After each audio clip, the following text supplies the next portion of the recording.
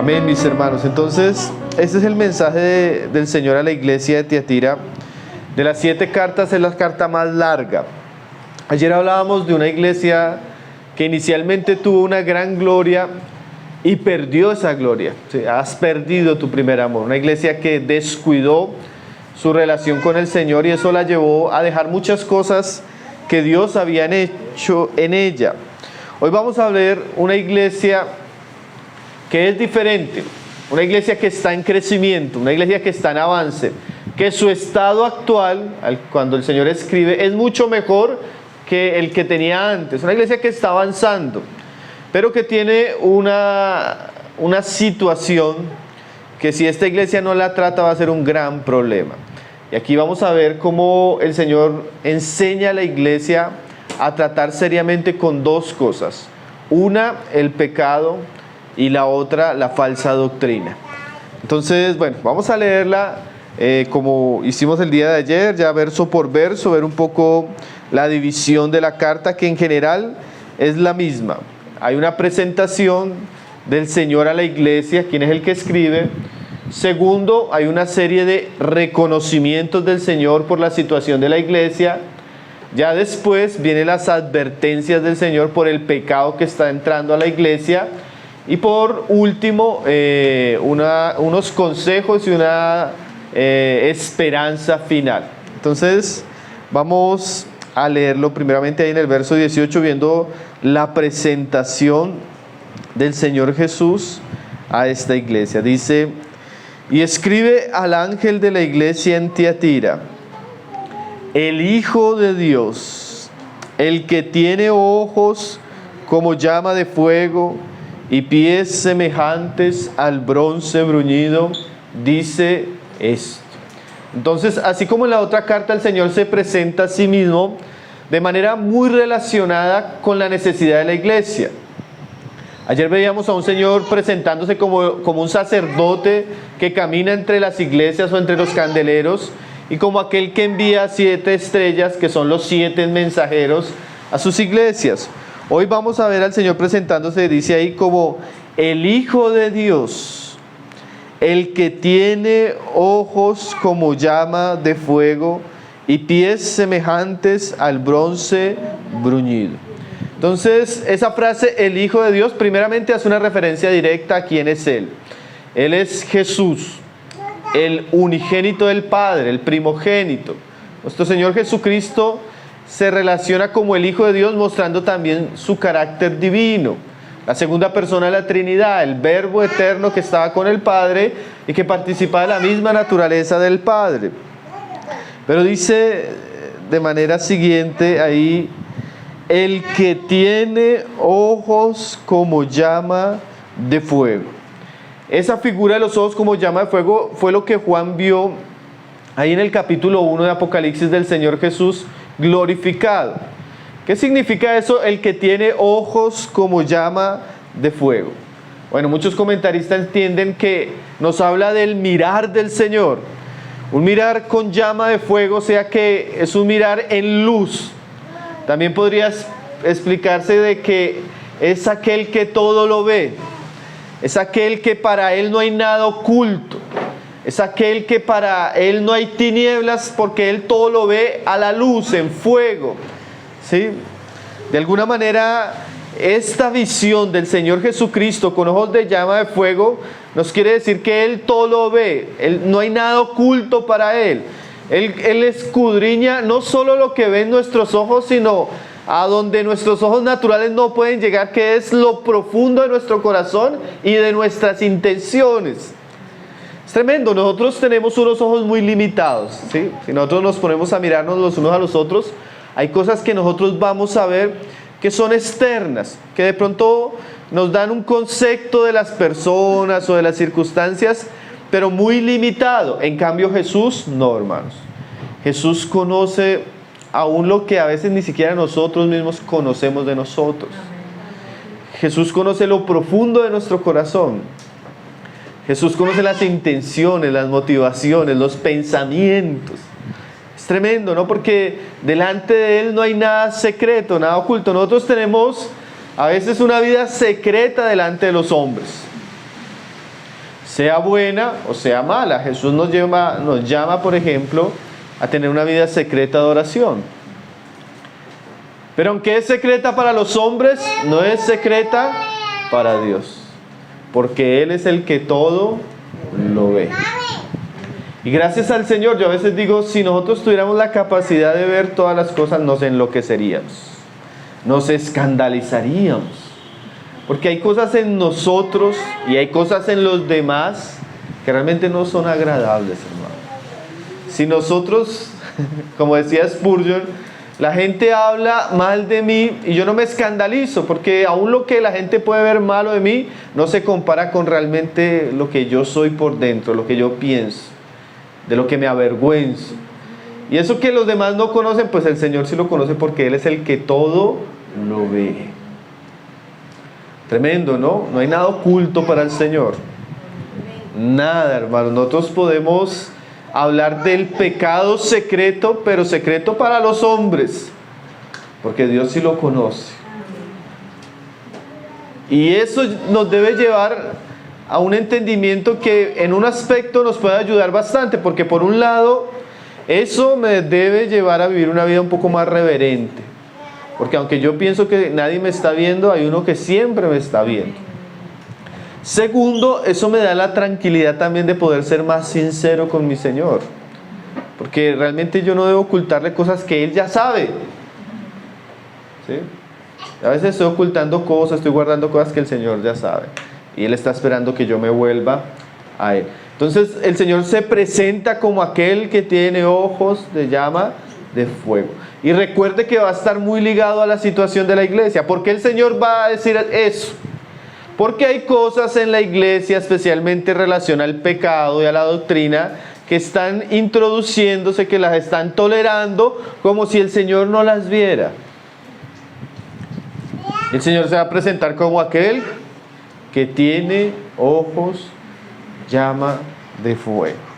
Y no solo eso, dice ahí la segunda parte de la frase, dice, y pies semejantes al bronce bruñido.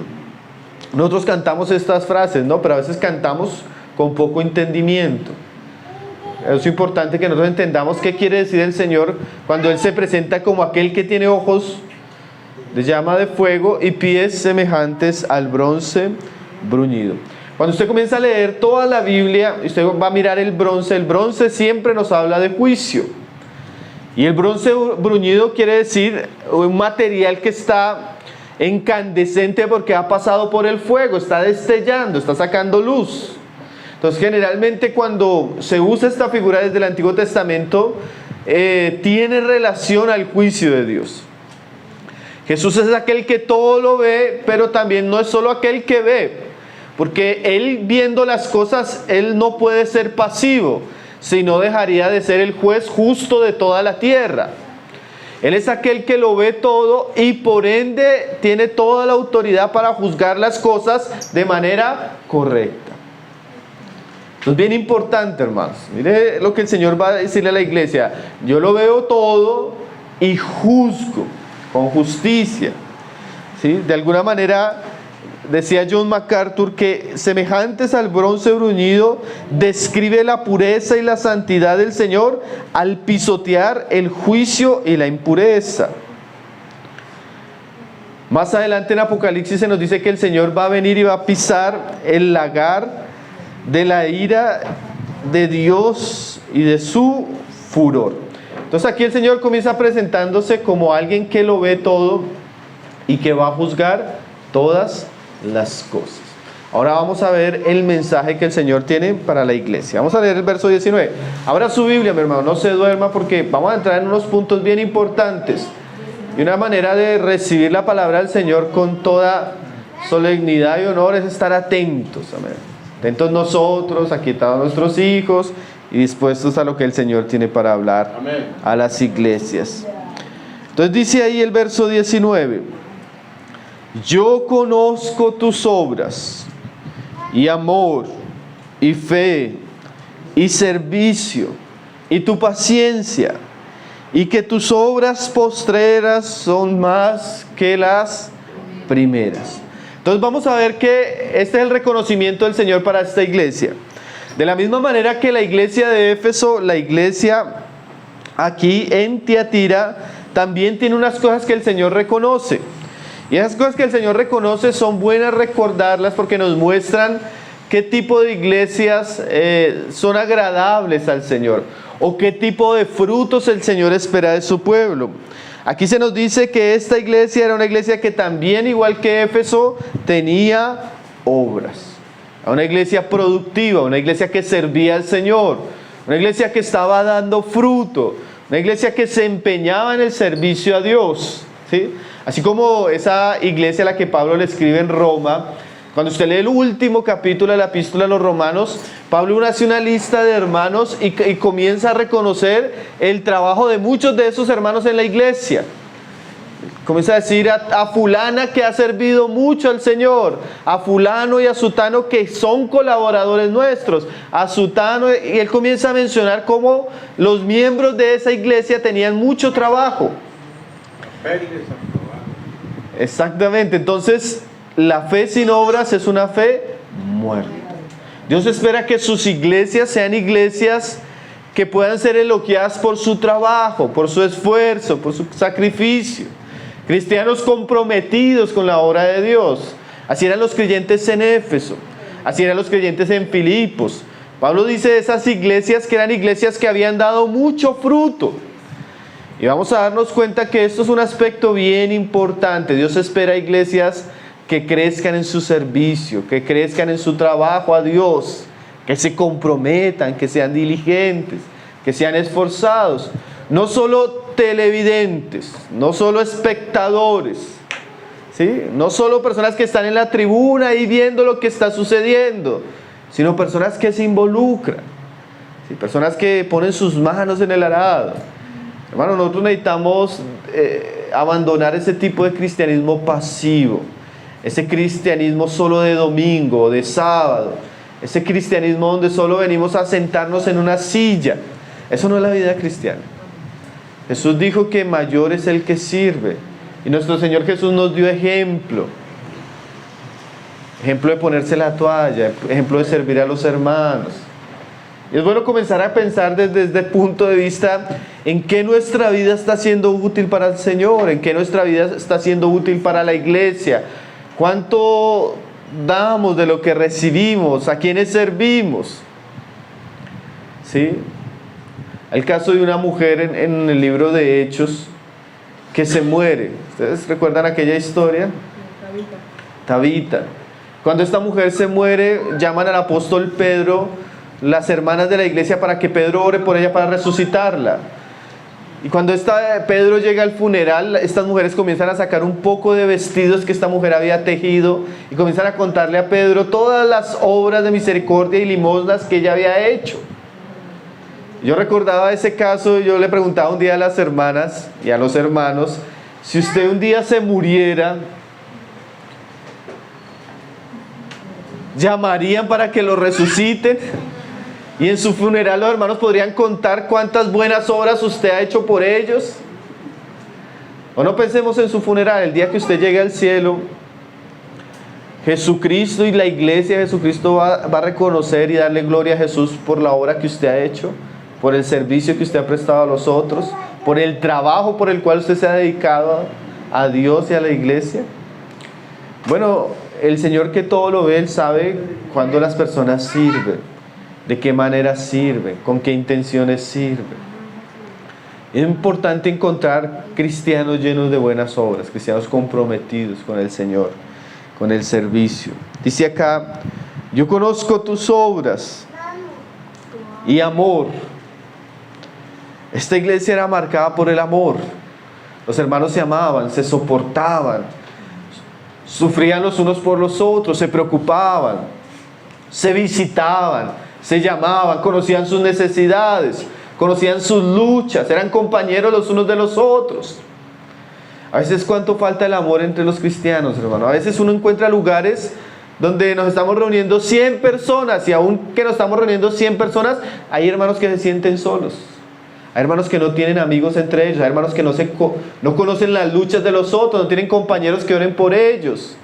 no se acompañan en sus circunstancias, no se visitan, no se animan.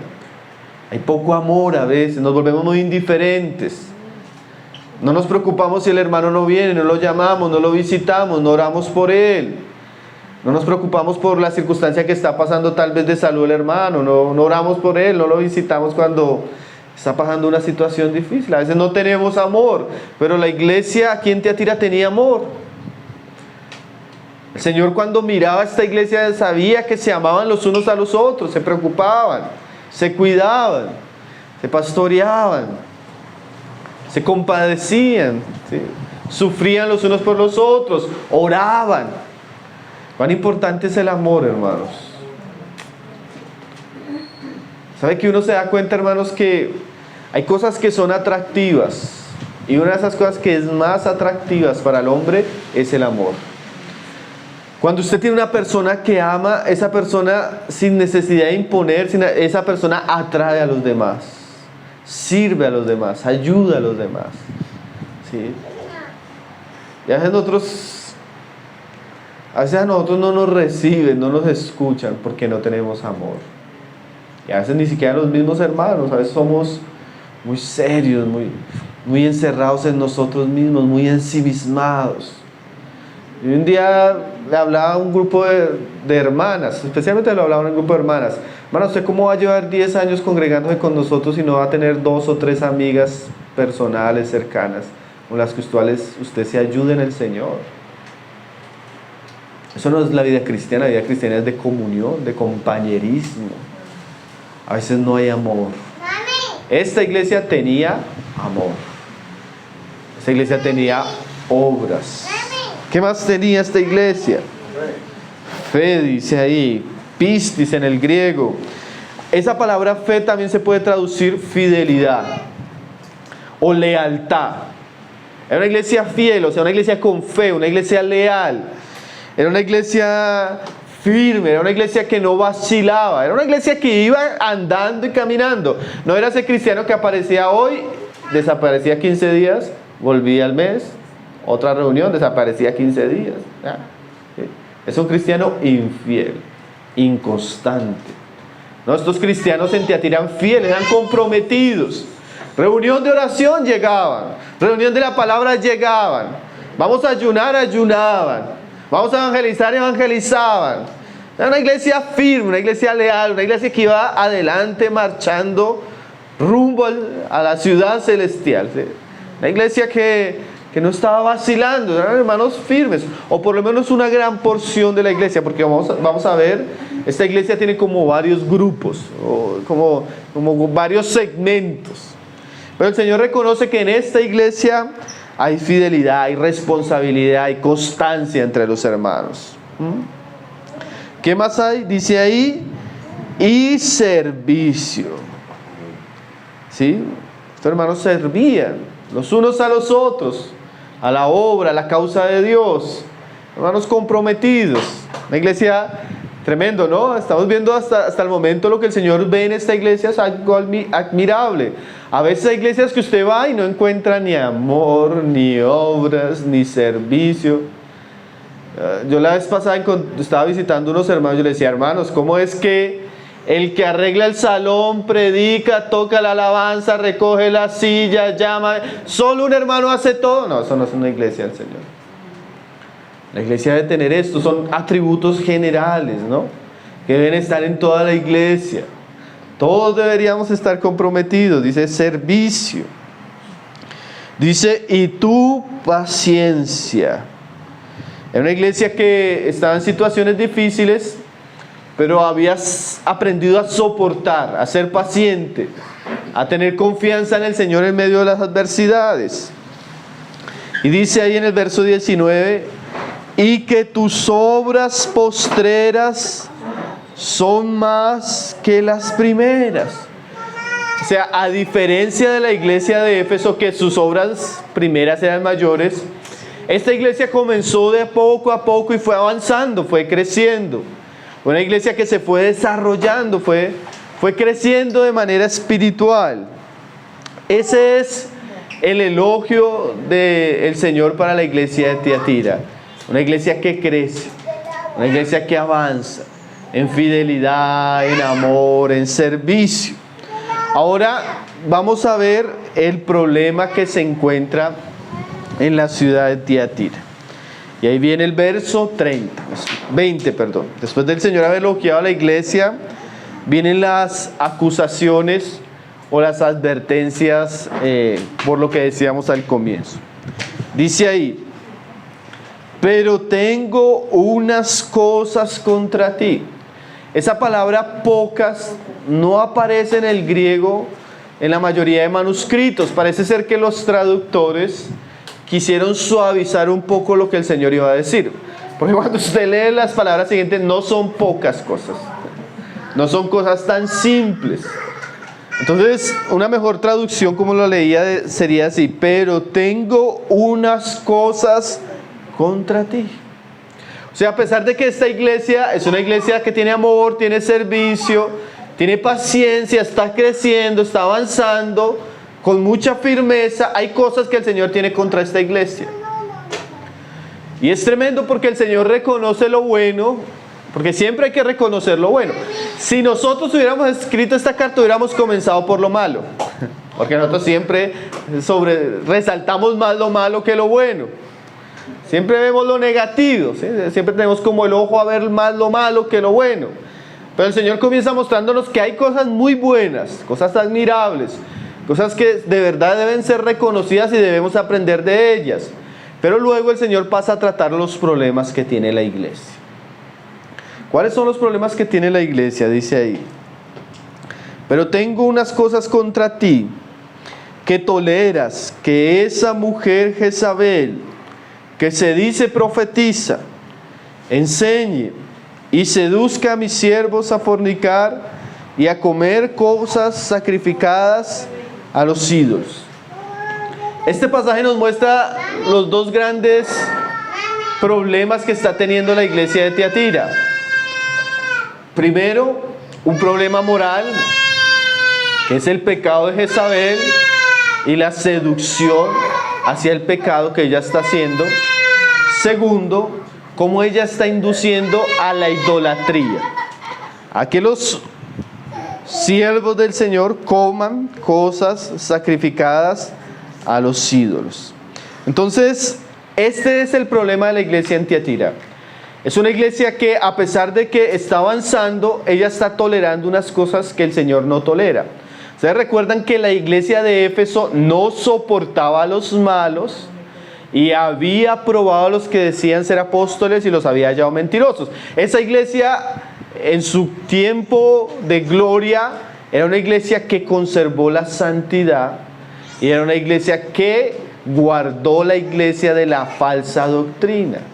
Esos son los problemas de Tiatira. Tiatira sí no. Tiatira está tolerando a una mujer que está seduciendo a la iglesia a la fornicación, o a algunos siervos a la fornicación, y está permitiendo el pecado de la falsa doctrina. ¿Sí? Entonces, aquí está el asunto que el Señor va a exhortar a la iglesia de Tiatira. Entonces, mire lo que dice: toleras que esa mujer Jezabel.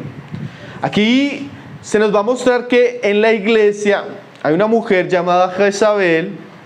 Algunos entienden que literalmente la mujer existió, que posiblemente era la esposa de uno de los líderes de la iglesia en Tiatira. Ahora, se sabe que el libro de Apocalipsis, cuando nos habla de manera muy simbólica también, y usa el nombre de una mujer que en la Biblia es un referente hacia el pecado y la maldad. Jezabel, la esposa de Acab. Los que conocen la Biblia saben que el peor rey de la historia del reino de Israel fue el rey llamado Acab. Y fue el peor rey porque se casó con una mujer que ella lo indujo a hacer lo malo delante de Jehová, porque ella introdujo la idolatría de su pueblo a la nación de Israel y trajo una cantidad de falsos profetas a la nación. Persiguió a los profetas de Dios, estableció el culto falso y pervirtió la nación. Entonces Dios usa la figura de esta mujer, Jezabel, para hablarnos de una influencia muy pecaminosa que está entrando a la iglesia y que está seduciendo a una porción de la iglesia. Dice, pero tengo unas pocas cosas contra ti, que toleras que esa mujer, Jezabel, que se dice profetiza.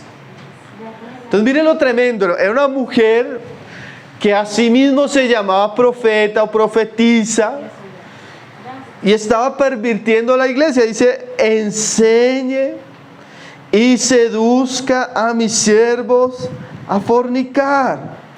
O sea, esta mujer entró a la iglesia y comenzó a ejercer una influencia, tanto seguramente en su conducta como en su enseñanza, y comenzó a llevar a pecar a los hijos de Dios en esta iglesia. ¿Sí? Dice, enseñe y seduzca a mis siervos a fornicar. Entonces, Jesús va a condenar esta iglesia porque es una iglesia que está volviéndose tolerante ante el pecado, ante la mala influencia, ante el mal ejemplo. Una iglesia que se está volviendo tolerante ante una enseñanza y una práctica pecaminosa, sutil, pero que está llevando a personas a fornicar. Ahora, mis hermanos, ese es el desafío que estaba viviendo en aquellos días la iglesia de Tiatira. Pero eso es una enseñanza para nosotros.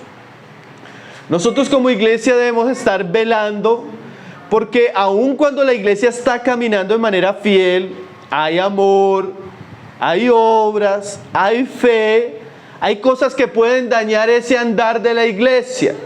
¿Y qué cosas pueden dañar el andar de la iglesia? Y no solo de la iglesia, el andar de una familia, y no solo de una familia, sino nuestro andar individual. ¿Qué puede afectar mi camino? En este caso, el Señor resalta la seducción hacia el pecado. El pecado tal vez es uno de los métodos más sutiles para destruir la iglesia, hermanos. Cuando la iglesia es atraída, seducida a la tentación y al pecado, la iglesia comienza a entrar en un camino bien peligroso. Porque el altar, en este caso, de la fornicación, el altar de la pasión sexual, el altar de los deseos no controlados, el altar de la inmoralidad, es un altar donde muchas veces el cristiano puede sacrificar su fe, su testimonio, su familia, su ministerio, sus dones. Y se puede, hermanos, yo he visto iglesias que literalmente se acabaron por el pecado sexual. El pecado sexual es muy destructivo, muy escandaloso, muy vergonzoso. El pecado sexual daña profundamente al hombre. ¿Sí? Y es tremendo, hermano, porque tal vez eso es uno de los pecados que más ahoga a nuestra generación. Actualmente el pecado sexual antes del matrimonio es tolerado, es permitido. El pecado sexual fuera del matrimonio también ha sido aplaudido en nuestra generación. Tenemos pecados sexuales de tipo perversos, homosexualidad. Tenemos pecados de toda índole en la área sexual que hoy no se imaginan. Tenemos una saturación, un bombardeo. Pobre nuestros jóvenes y nuestros niños expuestos a internet, hermanos. Las cosas que un muchacho puede ver en su celular a los 8 o 9 años son terribles. ¿Sí? Si nosotros no estamos orando y velando, realmente nosotros vamos a darnos cuenta que la seducción en aquella época de Jezabel, hoy viene de muchas maneras, pero sigue siendo una seducción. Yo hablaba hace poco con la iglesia y le decía a los hermanos, y se lo decía así, de verdad, sin juzgar, hermanos. Yo les decía a los hermanos, si ustedes escucharan las cosas que estamos escuchando nosotros en consejería, de niños, de jóvenes que están llegando a la iglesia, que están criando entre nosotros, en el área sexual, usted se escandalizaría, hermanos. Hoy se escuchan unas cosas, hermano, porque realmente cuando el hombre le da la espalda a Dios, saca la palabra de Dios y se entrega a esa libertad de que yo puedo hacer lo que quiero, lo que me parece y lo que me place, nos encontramos con una generación pervertida, hermano, una generación inmoral, una generación supremamente seducida. Entonces, la tentación de Jezabel en aquellos días, hermano, yo creo que con todo lo difícil que puede ser, no se compara con la tentación que está viviendo la iglesia en nuestros días, hermanos. Pero miren lo que el Señor le dice a esta iglesia, que hay que aprender lo que el Señor ya ha dicho para nosotros no caer en un mismo terreno. Dice ahí el Señor: toleras. Primero, esta iglesia pecaba porque sabía que la mujer era inmoral, sabía que la mujer estaba pecando, sabía que la mujer estaba enseñando y seduciendo a pecar, y la iglesia estaba en una actitud de tolerancia. Tremendo, ¿no, hermanos? Porque aquí es donde, si bien debemos amar a las personas, parte de amar verdaderamente a las personas es ayudarlas a abandonar su pecado, es ayudarlas a tratar su pecado, es ayudarlas a arrepentirse de su pecado. Pero la iglesia, en el nombre de la tolerancia, no puede permitir el pecado. La iglesia tiene que tratar el pecado, porque el pecado es como una enfermedad que, si no se trata, genera metástasis y enseña a otros, seduce a otros. Hay maneras de enseñar como la que yo estoy haciendo, pero hay maneras de enseñar con el ejemplo. Un día hablaba con una pareja de jóvenes novios en la iglesia. Yo le decía a los hermanos: mi hermano, es que el problema está cuando usted coge a la niña, cuando usted quiere abrazar a la niña, cuando usted quiere besar a la niña, así tengan 25 años y se vayan a casar la próxima semana, es que yo tengo un hijo o una hija que está aprendiendo de lo que usted está haciendo en la iglesia. Entonces nosotros no podemos tolerar prácticas pecaminosas, prácticas que seducen, prácticas que inducen, porque la gente está aprendiendo de lo que nosotros hacemos. Y Jezabel no solo hacía, sino dice ahí que enseñaba. Es tremendo, porque uno hace y enseña. Uno a veces puede decirle a las hermanas: usted hace y enseña con sus palabras, con su manera de vestir, con su manera de relacionarse con los hombres. Usted está enseñando a las otras mujeres, a las más jovencitas, a sus hijas. ¿Sí? Nosotros hacemos y enseñamos. Y Jezabel era una mujer descarada, inmoral, que no escondía su pecado, lo promovía. Y la iglesia estaba guardando silencio, y no se debe guardar silencio con esas cosas. Aún por amor a Jezabel. ¿Usted cree que el Señor aborrecía a Jezabel? No. ¿Usted se da cuenta que aquí el Señor le está hablando a Jezabel? Porque Él quiere que ella se arrepienta.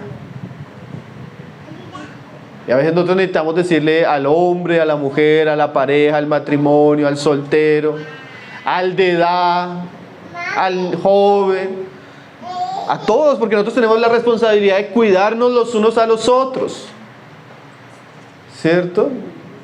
Pero a veces nosotros no nos cuidamos, a veces como que pensamos que eso no tiene que ver con nosotros.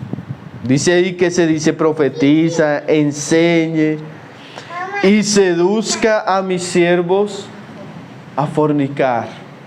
Lo tremendo del pecado es que el pecado es contagioso, hermano. El pecado induce a más pecados. El pecado no tratado, no arrepentido, se vuelve instructor de otros. Y dice: y a comer cosas sacrificadas a los ídolos. No solo había inmoralidad, sino había una falsa religión, o sea, había una falsa enseñanza. Se está introduciendo la idolatría en la iglesia. Entonces la iglesia estaba tolerando una mujer inmoral y además falsa profetisa, falsa enseñanza, que introducía cosas raras. Hoy en día el cristianismo, hermanos, tiene una cantidad de falsas profetas y falsos profetas también. Tiene una cantidad de falsos apóstoles y falsas apóstoles también en nuestros días.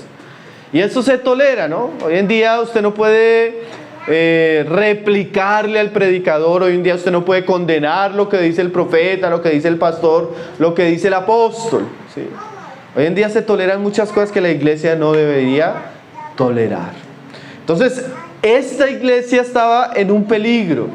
El peligro que aunque estaba creciendo, estaba avanzando, tenía muchas cosas preciosas, si esta iglesia no trataba el pecado, ese pecado iba a tener un efecto muy negativo en la vida espiritual de la iglesia. Hermanos, el pecado nunca es agradable, pero cuando el pecado viene hay que tratarlo con sabiduría, con amor, con la palabra, pero hay que tratarlo. ¿Es triste? Claro que es triste. Es una carga tremenda.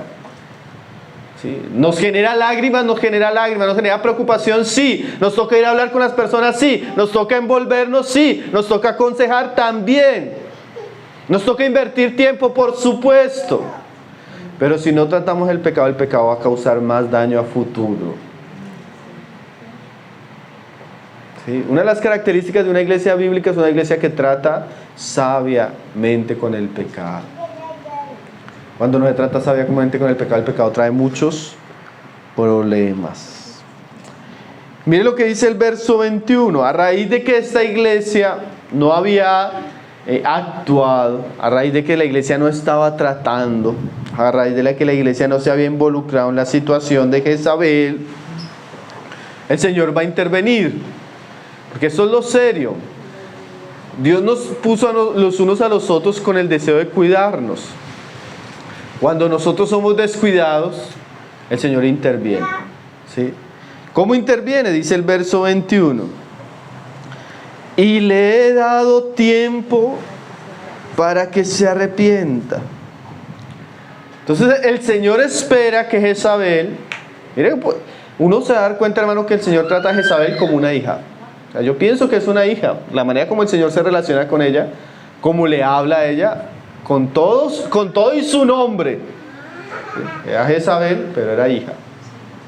Porque el Señor no castiga primeramente al del mundo, sino castiga primeramente a las de la casa, ¿no? Dice, y yo le he dado tiempo. Aquí tenemos que darnos cuenta de algo, hermano. El hecho de que Dios nos dé tiempo no quiere decir que Él está de acuerdo con nuestros pecados.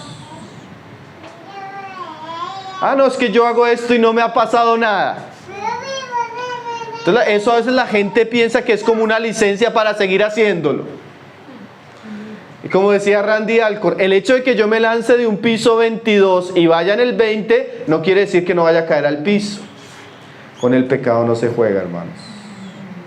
Con el pecado no se juega. Nosotros no podemos burlarnos de Dios. Y a veces como que el Señor no entra a tratar ciertas cosas que estamos haciendo desagradables. Es como que el Señor no entra a corregir como deberíamos ser corregidos. Y uno piensa que es que el Señor no sabe las cosas. O que el Señor es indiferente a lo que está pasando. No, en realidad el Señor nos está dando tiempo es para que nos arrepintamos. Dice ahí, y le he dado tiempo. Señor es paciente, ¿no? El Señor es paciente con su iglesia. Porque esto que estaba sucediendo era muy escandaloso. Y póngase usted a pensar, yo a veces como para uno dramatizar la situación. Hay una iglesia, están los hermanos que están al frente presidiendo, la esposa del pastor es bien seductora, va a predicar el domingo, sabemos que se está metiendo con tal y tal hermano de la iglesia y la fornicación ya está siendo conocida y conocida por varios meses. Imagínense cómo estaría una iglesia en ese estado. ¿Qué se estaría diciendo de esa iglesia? ¿Qué estarían pensando las personas que van a esa iglesia? Un asunto serio, ¿no? Como cuando uno mira el caso, por ejemplo, de David, un pecado muy serio. ¿Por qué Dios no ha actuado?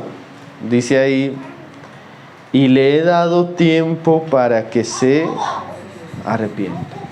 O sea, el Señor le da la oportunidad a las personas, a todos nosotros, de arrepentirnos, hermano. Y eso incluye tiempo. A veces nosotros hacemos cosas que gracias a la misericordia del Señor no son castigadas inmediatamente, porque si no ninguno de nosotros estaría acá. El Señor como que nos da la oportunidad de arrepentirnos, ¿no? Pecamos, podemos volver a la reunión y en la reunión nos sentimos redarguidos, podemos confesar nuestros pecados. O pecamos y el Señor usa a una persona para hablarnos, para exhortarnos. Como que el Señor es muy paciente con nosotros.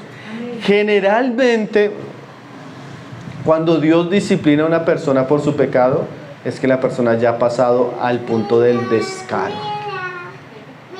Del descaro. Es que la persona peca y peca y sigue pecando. O cuando una hermana me dice, hermano, pillé a mi esposo en esto. Si ya lo pilló, es que ya está en un punto de descaro. Porque Dios no saca las cosas a la primera, hermana. Póngale cuidado, porque si ya lo pilló en eso, es que ya está descarado. Ya lleva tiempo. O sea, cuando las cosas salen a la luz, es porque ya ha pasado ese tiempo donde el Señor le ha dado tiempo a la persona para que lo trate. Y no lo trató. Entonces, para salvar a la persona, ¿qué hace el Señor? Lo destapa. ¿Sí? Entonces el Señor ya dejó que el asunto de Jezabel llegara a un punto donde pasaron, yo le he dado tiempo. ¿Saben cuánto pasó desde que David pecó con Betsabé y que Samuel vino a hablar con él? Natán, perdón. 1 año, hermanos. David duró 1 año yendo al templo, ofreciendo sacrificios, ¿sí? Pecando contra Dios, habiendo fornicado y matado a un hombre. A veces nosotros pecamos y seguimos en nuestro pecado, en nuestra dureza, y pensamos que como Dios no ha actuado, Dios está aprobando lo que hemos hecho. Pero dice ahí, le he dado tiempo para que se arrepienta.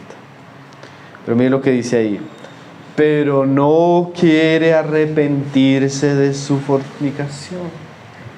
O sea, ella está despreciando la oportunidad que Dios le da. Ella sigue en su pecado. Ella sigue con su amante. Ella sigue en sus placeres. Ella sigue en sus deseos. Ella todavía sigue cediendo a su carne. Le ha dado tiempo, dice el Señor, pero no se arrepiente. Tremenda lección, ¿no, hermanos? A veces Dios quiere el arrepentimiento de nosotros, quiere que abandonemos el pecado, quiere que tratemos con el asunto, quiere que lo confesemos, quiere que busquemos la luz, quiere que busquemos libertad, porque en el Señor hay libertad del pecado, ¿no? Y Él nos da tiempo es para eso. Si yo estoy en un pecado y no ha caído fuego del cielo, es porque el Señor quiere que yo confiese ese pecado, quiere que trate con ese pecado, quiere que abandone ese pecado. Y a veces Dios me habla por el predicador, Dios me habla por la oración, Dios me habla por los hermanos, Dios me habla por las circunstancias, y a veces como que yo me estoy haciéndole las gafas. Pero hermano, el Señor es lento para la ira, grande en misericordia, pero no va a contender para siempre. El Señor también tiene límites, hermano. ¿Sí? El Señor tiene límites. Cuando nosotros no queremos arrepentirnos, se nos acabando. Cuando yo me endurezco, eso hace que el tiempo se reduzca. Eso hace que la puerta de la oportunidad se cierre. ¿Sí?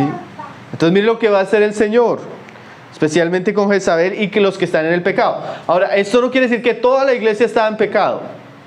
Usted se va a dar cuenta más adelante que el Señor habla de una porción de la iglesia que no está en esta situación. Dice ahí en el 22, he aquí yo, como la iglesia no trató, la iglesia estaba tolerando, ella no se arrepintió, o ellos no se arrepintieron, dice ahí, he aquí yo la arrojo en cama. O sea, el Señor va a tratar con Jezabel. Hermanos, Dios al que ama, disciplina. Y Dios no va a dejar que ningún hijo suyo o hija suya esté en una práctica de pecado sin arrepentimiento, sin que éste no sea disciplinado. Yo la arrojo en cama. Y no solo eso, dice, y en gran tribulación. O sea, hay veces que el Señor tiene que corregir, tiene que tratar a aquellos que no se arrepienten. Sí. Dice el Señor, si ella no se arrepiente, yo voy a entrar a corregirla. Pablo le decía a la iglesia de Corintio que algunos comían la cena del Señor sin discernimiento y por eso algunos estaban débiles, enfermos y algunos habían muerto. Muertos, sí. Habían dormido. Tremendo, hermanos, porque a veces uno no discierne.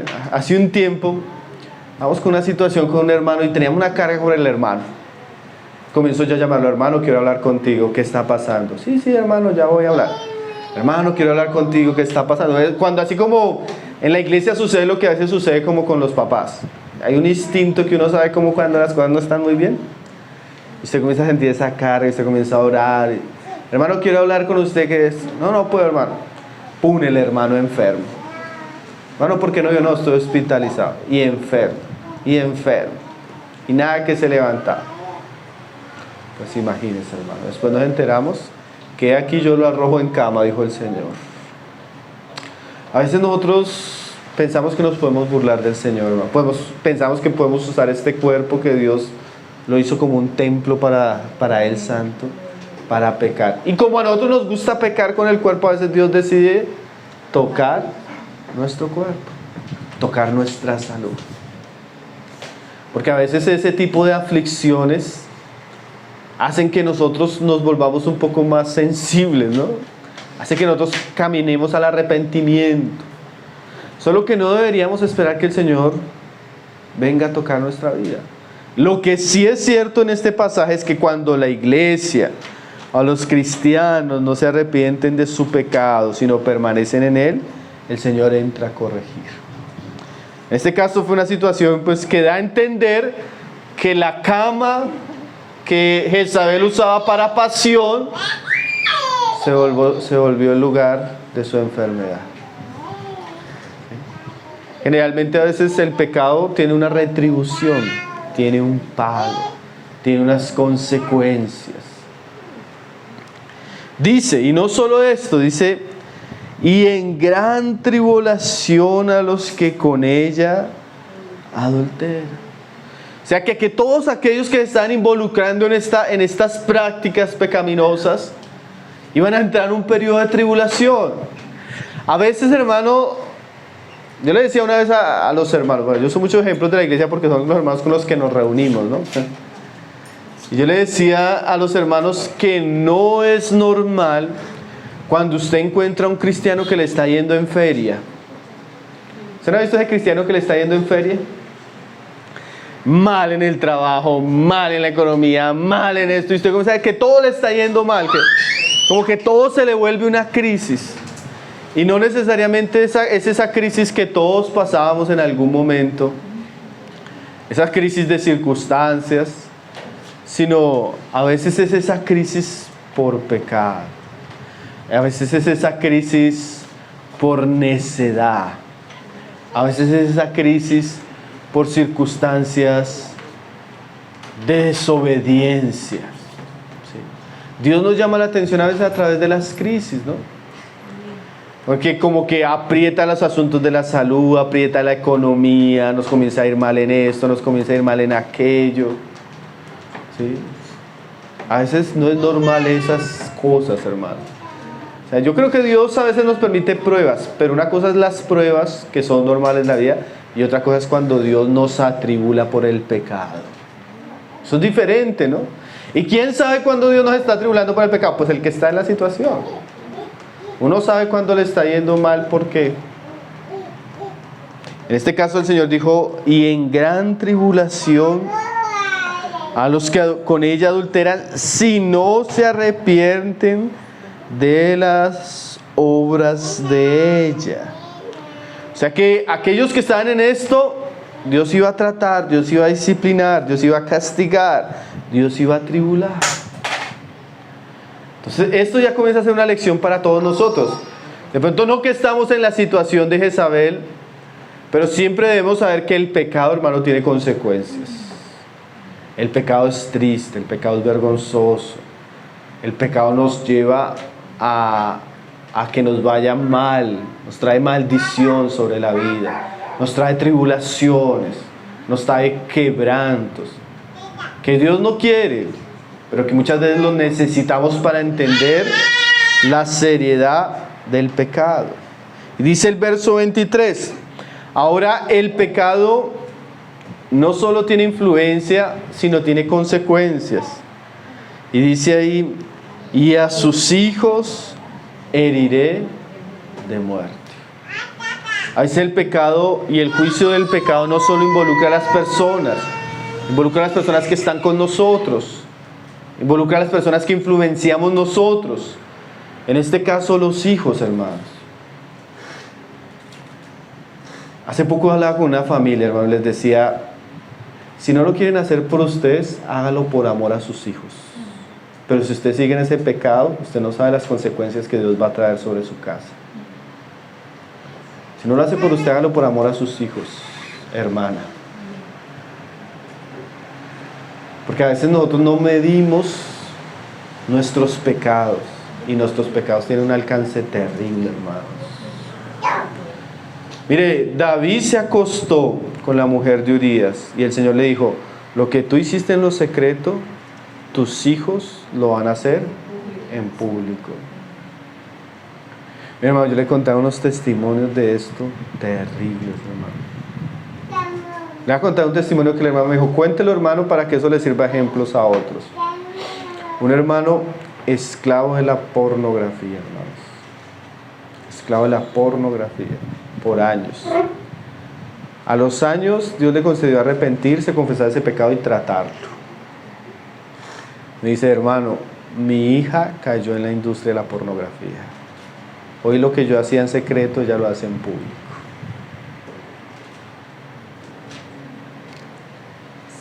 Terrible, hermanos.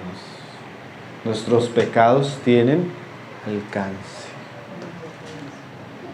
Y a veces es una manera como Dios nos hace sentir lo terrible del pecado es viéndolo en nuestros hijos. Y eso es terrible, hermanos. Eso es una elección, pero terrible, hermanos. Ay, ¿qué tiene de malo tomar? Cuando usted ve a sus hijos borrachos, usted va a ver lo odioso que es el trago. ¿Qué tiene de malo eso? Cuando usted vea que se lo hacen a una hija suya, ahí usted va a entender lo terrible que es el pecado. Y a veces las personas no entienden la gravedad del pecado, hermanos. ¿Sí? Este pasaje y el hermano me lo citó, así como dice ahí, me sucedió, hermano. A veces uno calcula su pecado, decía Hernández Díaz López, pero no calcula las consecuencias las calcula Dios. Serio, ¿no, hermanos? Dice ahí, y a sus hijos heriré de muerte. Y mire esto, y todas las iglesias sabrán que yo soy el que escudriña la mente y el corazón y os daré a cada uno según vuestras obras. O sea, esa disciplina de Dios sobre Jezabel y sobre esta iglesia iba a ser una lección para todas las iglesias. Todas las iglesias iban a saber que el Señor es el que conoce y juzga las obras de cada una. Tremendo, ¿no? O sea, esto se iba a volver un ejemplo para las iglesias en aquellos y también para nosotros. De que realmente cuando nosotros toleramos, permitimos, no tratamos, el Señor a veces usa ejemplos así, fuertes, para darnos cuenta que el Señor paga conforme a las obras de cada uno.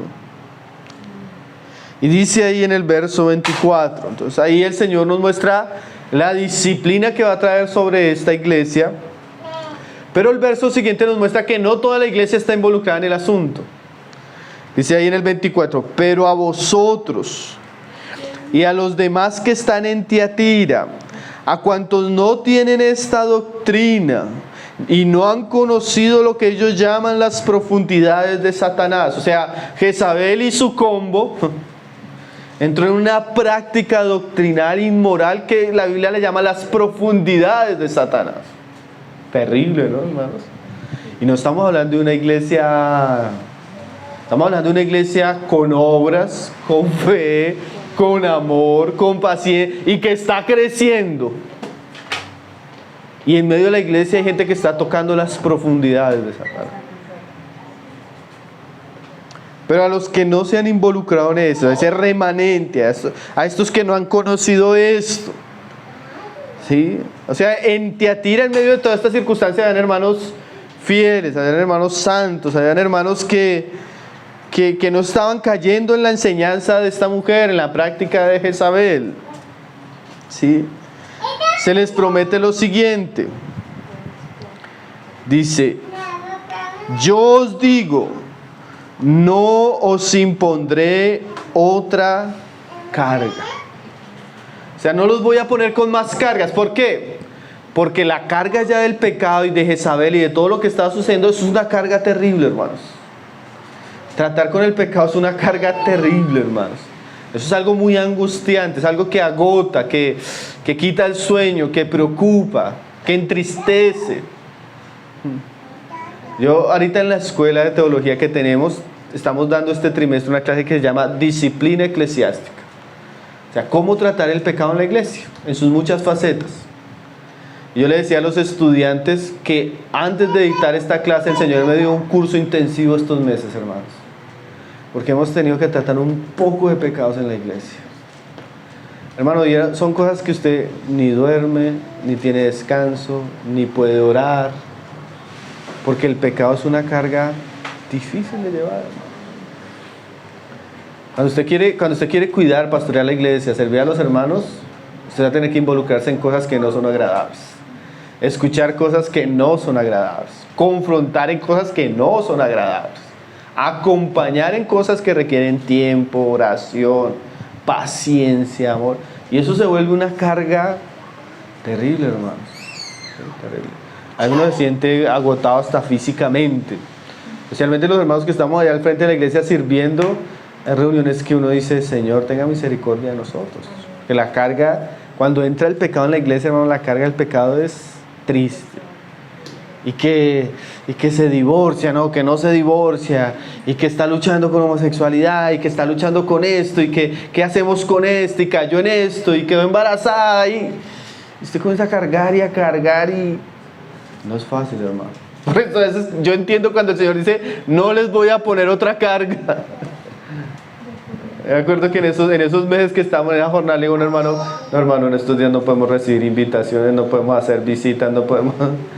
Porque eso se vuelve una carga. Y si no se trata, peor. Porque el asunto es cuando no se trata, es peor, hermanos. El pecado crece. El pecado hay que tratarlo, ¿no? Porque cuando el pecado no se trata, el pecado crece y el diablo y la carne es una cosa que es tremenda. Entonces, cuando el Señor le dice ahí: no os impondré otra carga, dice el Señor, pero lo que tenéis... ¿Qué tenían ellos? Ellos tenían muchas cosas, hermano. Obras, fe, paciencia, amor. Retenedlo hasta que yo venga. O sea, a pesar de lo que están viviendo, lo que están tratando con las situaciones que están sucediendo, no pierden lo que tienen. No pierdan lo que tienen. No pierdan la fe, no pierdan el amor, no pierdan las obras, no pierdan la paciencia. Ese es el mensaje para la iglesia de Tiatira.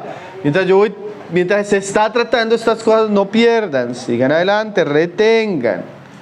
Y dice el verso 26: al que venciere y guardare mis obras hasta el fin, yo le daré autoridad sobre las naciones.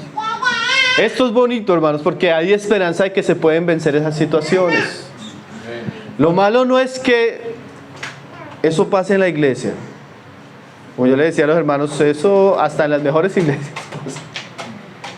Pero lo importante es que podamos superar esas cosas. Lo importante es vencerlas en el Señor, ¿no? Lo importante es vencerlas con sabiduría. Y a los que venzan, dice el Señor, y guarden las obras hasta el fin, o sea, que venzan y se mantengan haciendo lo que tienen que hacer, dice: yo les daré autoridad sobre las naciones. O sea, los que venzan van a poderse sentar a reinar con Cristo. y la regirá con vara de hierro, y serán quebrantados como vaso de alfarero, como yo también la he recibido de mi Padre. O sea, si ustedes vencen esas dificultades, ustedes van a estar preparados para reinar. Ustedes vencen las presiones, las dificultades, los desafíos del pecado, de la falsa doctrina. Si ustedes superan esto, ustedes están siendo preparados para reinar con Cristo. Ahora, hermanos, yo también le decía eso a los hermanos que estamos ahí sirviendo, que no miremos todo esto como algo negativo. Dios nos está preparando para reinar con Él. Si no sabemos lidiar con estas cosas, ¿cómo vamos a poder soportar una nación, 2 naciones, 3 naciones? ¿Cómo vamos a poder reinar con Cristo? Como decía Pablo, si no podemos juzgar estas cosas, ¿cómo vamos a juzgar a los ángeles? Entonces a veces Dios permite que a la iglesia lleguen tantas cosas, hermanos, como una manera de prepararnos, como una manera de instruirnos, como una manera de enseñarnos. Dice ahí, y le daré la estrella de la mañana. El que tiene oído, oiga lo que el Espíritu dice a las iglesias. Entonces, mis hermanos, nosotros tal vez no somos la iglesia de Tiatira. Tal vez no estamos pasando por las dificultades que pasó la iglesia de Tiatira. Pero nosotros debemos oír lo que el Espíritu Santo dice a las iglesias.